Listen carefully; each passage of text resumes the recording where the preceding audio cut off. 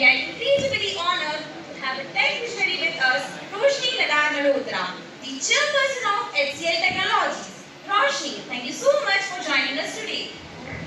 Thank you, Sarah. I'm really excited to be here and to talk about the future of technology. Before we dive into all tech talk, I want to start with a question that's a bit more philosophical. So, Roshni, when people usually hear about development, they often think of buildings, roads, and technology. But according to you, what does true development mean? That's a great way to kick things off.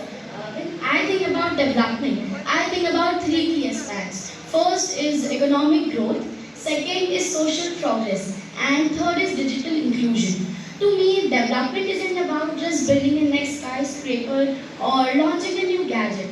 To me, development is when technology is useful to people and it is accessible and useful to people regardless of their background or their location. If a kid from a rural village is access to education because of technology, then that's development. Or healthcare becomes more affordable because of technology makes it easier, then that's development. Absolutely. That's the true essence of development, ma'am. Now, please, can you tell us about HCL Tech's key strategic priorities for next 3 to 5 years? And how will you plan them to achieve? That's a critical one. Our priorities focus on talent development, more second and third growth, sustainability, and digital transformation. We are investing in emerging new technologies like Gen AI, quantum computing, and blockchain. Uh, Industry-specific areas like healthcare, finance, and telecom are also the keys. Additionally, we are focusing on digital marketing, data analytics, cyber security, customer experience, and sustainability solutions. And we assume that AGI will definitely help in this like a cherry on cake. Fantastic. I think with your plans, HCL Technologies will be coming up as a great giant.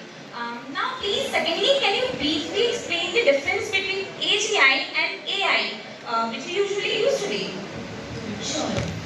The main difference between AGI, which is artificial general intelligence, and narrow AI is its scope and capability.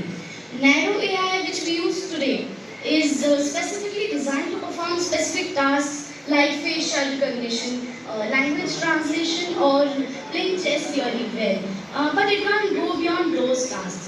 AGI, on the other hand, had the capability to learn, understand, and perform tasks according to its own, much like a human can. It wouldn't be limited to performing one function. It would be capable of learning many things, understanding, reasoning, and adapting to new situations on its own. In simpler words, it is an artificial human. Companies can definitely create jobs for India's 30 million unemployed youth, but the nature of work will be changed. While AI will automate the routine tasks, new roles will emerge in the areas like AI development, data science, and problem solving. To stay relevant, Indian workers will need to perform specific technical tasks like machine learning, but also soft skills like critical thinking, emotional intelligence, and leadership quality. The future job market will definitely be working alongside AI, not competing with it.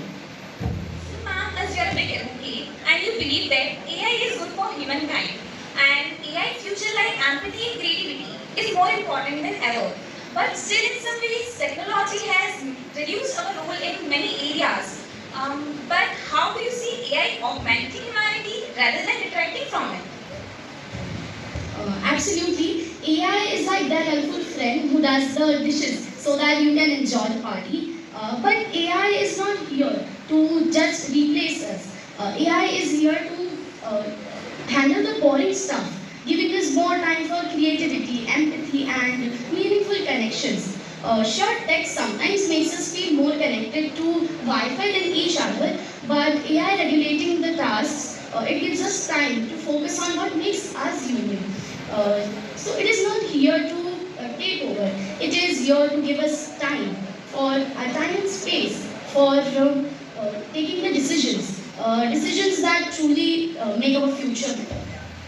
Okay, so Roshni, AI system taking so many roles and decisions over the military operations. But what if, suppose, if it makes any mistake in military operation, then who would you blame? The programmer, the military, or then just a bad Wi-Fi connection? That's a thought-provoking question. When I think about AI in critical areas like military operations, the responsibility is quite complex. But ultimately, it should fall on the organization that deploy these systems, which includes both the military and the developers.